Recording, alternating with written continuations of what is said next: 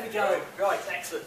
Hello, I'm Matt from Lovehoney, an actual e-commerce business. Just go through who we are. In fact, Lovehoney is the UK's biggest online retailer of sex toys. It's jolly exciting. That's our new Happy Rabbit, which the Daily Mail referred to as the iPhone of sex toys on Tuesday, which I'm very pleased about.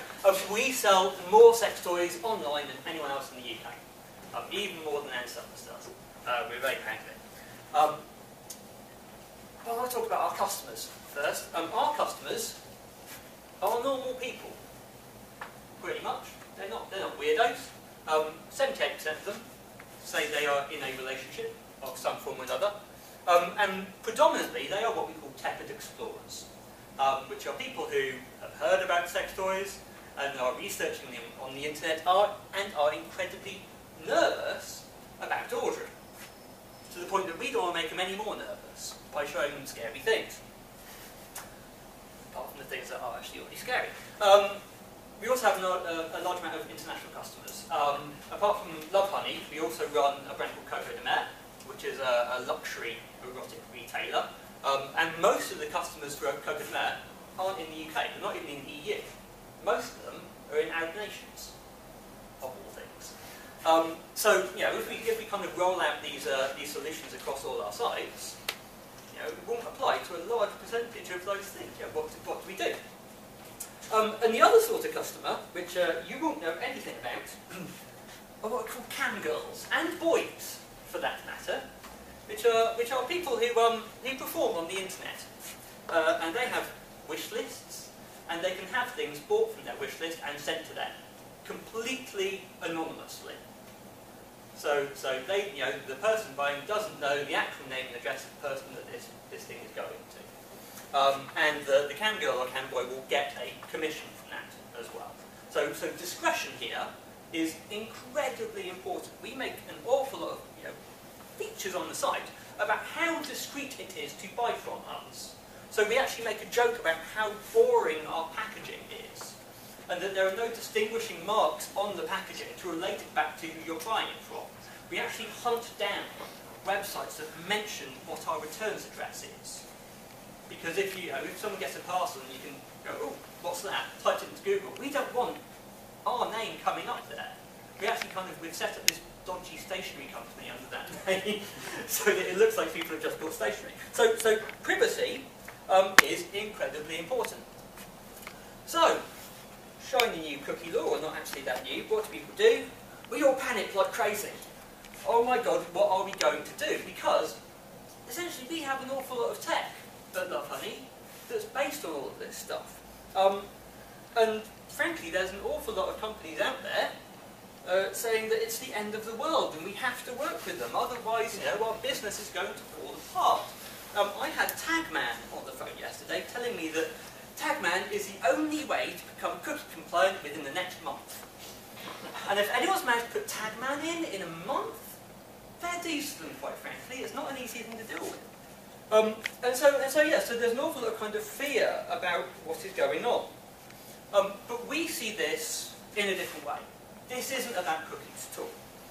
It's about privacy, and it's about education. Both of which are good things. Specifically for our customers, you know, they want these things to be private, and where they don't understand about technology, it's our job to educate them. You know, essentially when they're browsing our website, that should be private anyway. If there's things that we're doing that I feel nervous about, that might encroach on this privacy, they're going to feel worse about it when they find out, and they will find out eventually. But what this doesn't mean is it doesn't make it about cookies. When in the Lovehoney tech team, when we were first discussing this, one of our developers, Tim, said, well, it's fine, we won't use cookies, we'll use ever cookies. And I go, yeah, I don't even know what an ever cookie is. Essentially, it's a way of storing information that is never deleted from the user's computer. It doesn't use cookies at all. You know, you have a combination of HTML5 storage, flash storage, and the sneakiest way, which is encoding data as like a QR code, as a PNG image, and setting it to never expire in the user's cache. And then you can read it using HTML5 canvas. You know, that's sneaky as hell, doesn't does if you think it's about privacy.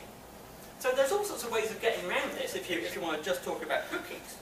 But if it's about privacy, you can't do any of that stuff. So what have we done so far? Well, firstly, do an audit of our cookies, pretty much, and we've used this tool called Ghostery. It's not ideal, it's not perfect, but essentially you turn it on, browse through your site, and it'll collect a good 90% of what you're firing. Oh, it's doing something. This doesn't work. What do I do? Connect? There we go, excellent. Right. So it finds about 90% of the cookies.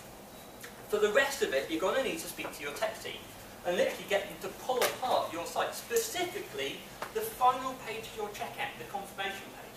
Because an awful lot of stuff got fired that we actually had no idea about. So we were pretty blinkered. There's a picture analogy of where we were. So we kind of pretty blinkered in what we thought was being fired. And so we've broken it down into 4 different types of information. There's stuff that we have to have. So what's in their basket, pretty much. Are they logged in or not? Basic stuff.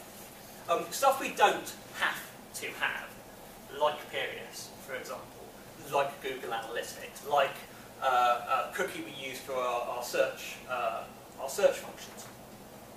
That stuff can be turned off if necessary.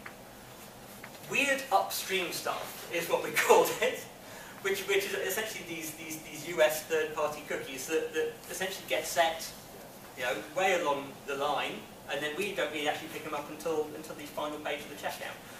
And in doing this audit, we actually found there was stuff being fired in the last page of our checkout we didn't even use anymore. We haven't worked with AOL for ages. Why on earth are we still calling a bit of their JavaScript on the last page of the checkout? So when you do this audit, you'll see there's all sorts of random stuff. And I think the example Duncan showed with Firebug, endless cookies. We found that when we were doing multivariate testing, about 15, 20 cookies were being fired. And it's like, what? Time for this to do something. There we go. And then finally, the stuff that makes folks sweat. So the stuff that when you link it all together does actually encroach on people's privacy. There, I'm going to put my hand up. Maybe not. Oh, Mr. Ico is here. And say, at the moment, we share email addresses with Peerius. Because we actually insert Peerius tech into our emails. So that when you get an email broadcast from Lovehoney, we will recommend products to you. That's encroaching on people's privacy. That is, if there's anything that's got to be personally identifiable, it's got to be that. So we need to think about other ways of doing that doesn't share email addresses back and forth. And yes, there are ways of doing it. We're not going to do it in a month. I'm going to put my hands up and say there's no one going to do it in a month. But we are looking at it. This keeps turning itself off. So, essentially, we're trying to figure out how on earth we're going to get this damn consent. And because of the nature of our business, we're going to go as strict as we can on it. And we're going to go with overlays. It's interruptive. It's the only way you can strictly get someone to say, yes, I want to do this. Obviously, this isn't the cookie consent form. This is our want to visit another site overlay. But we have experience with overlays. Essentially, we know from, we run multi-international sites, and you have to flip between sites that will geolocate them and all sorts of stuff. And we know that overlays work. We know that 99.4% of the people click through, as long as it's worded in the right way. That's fine. So what we're now doing is taking the overlay concept, and over the next month we're going to be MVTing the various types of, what the button colour is, what the statements are, to see if we can get through that, that click-through rate a bit higher.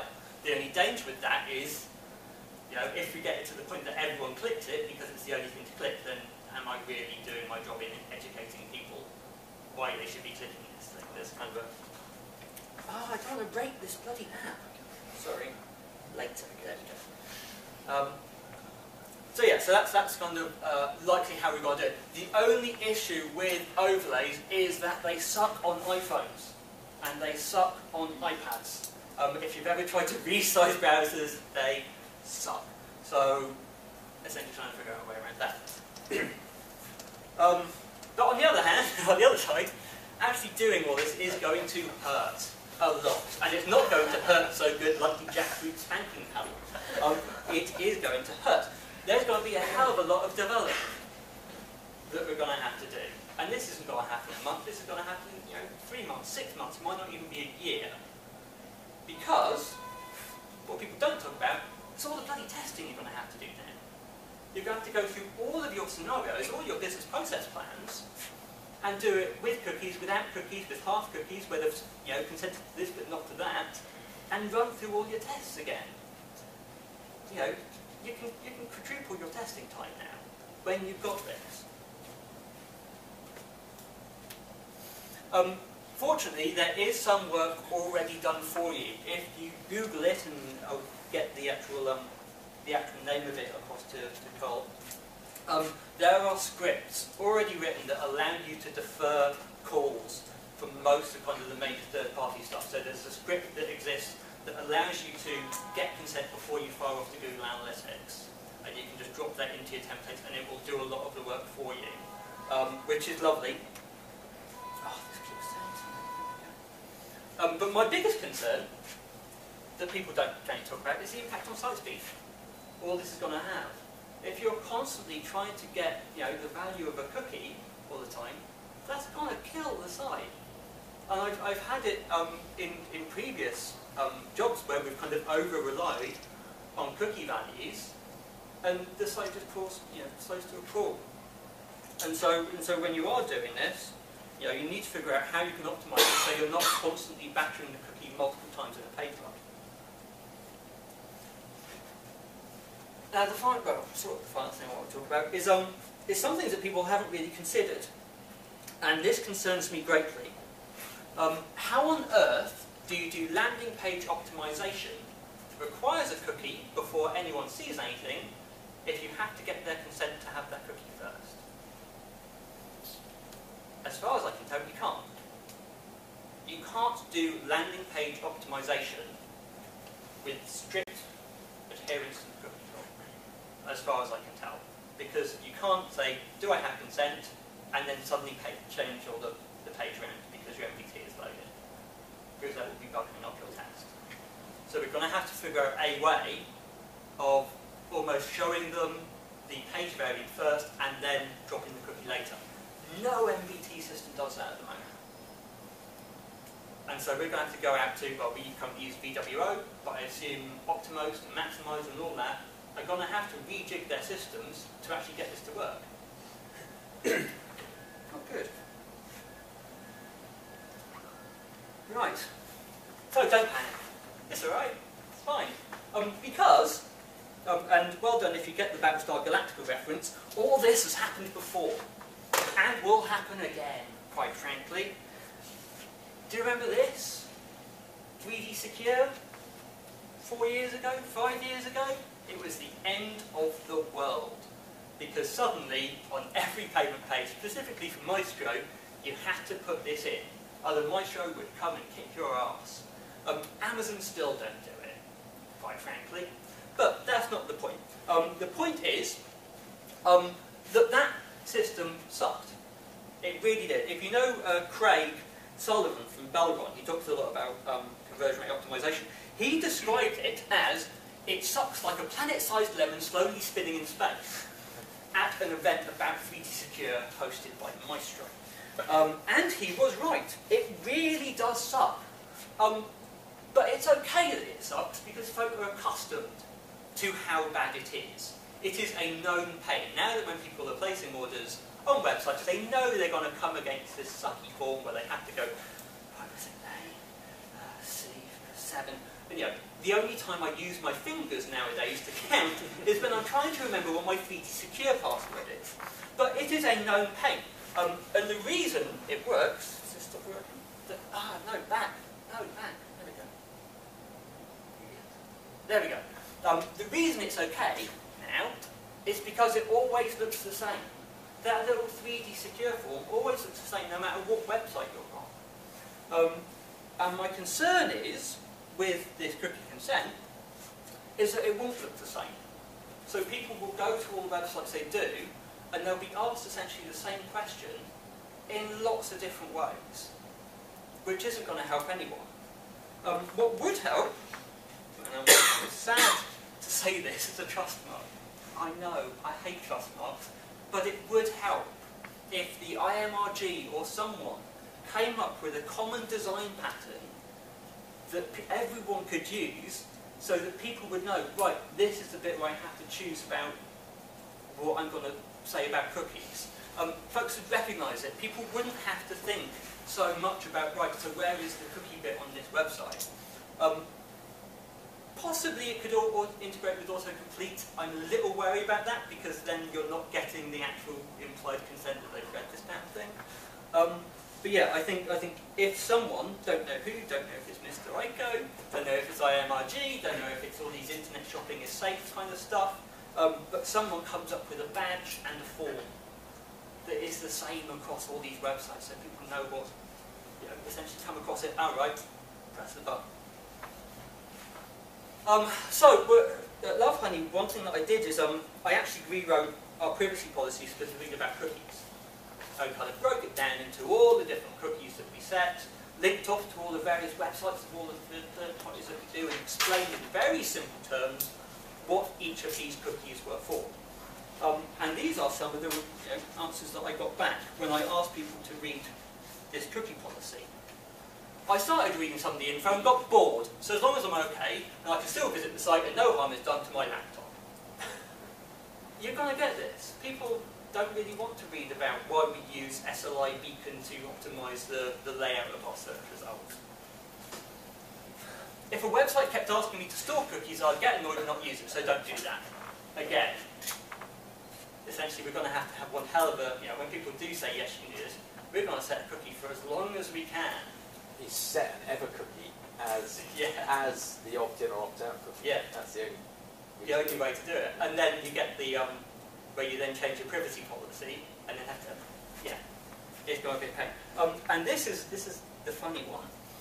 If you're the kind of person that inputs card details into randomrussiansexshop.ru or resupplylivegoats.com, then you have far more to worry about. And it's true. I think we're all much more concerned about this than our customers are. This is the worst app ever. There we go. So, in summary, try not to panic. This is a good thing. Fundamentally, people knowing about how we're storing stuff about them is a good thing, as long as we actually tell them truthfully why we're doing it. We can't hide it, because ultimately truth will come out. We're showing willing as much as possible, but we're not going to rush into this, mostly because of the amount of testing that we have to do. Most users won't understand about it, and most basically won't care. So thank you. That's me. I'm Mattew Curry on Twitter. But most importantly, for the last 4 months, a documentary film crew has been following me around, tracking my every move, and it's going to be an hour-long documentary called More Sex Please We're British in the 8th of May on Channel 4. Please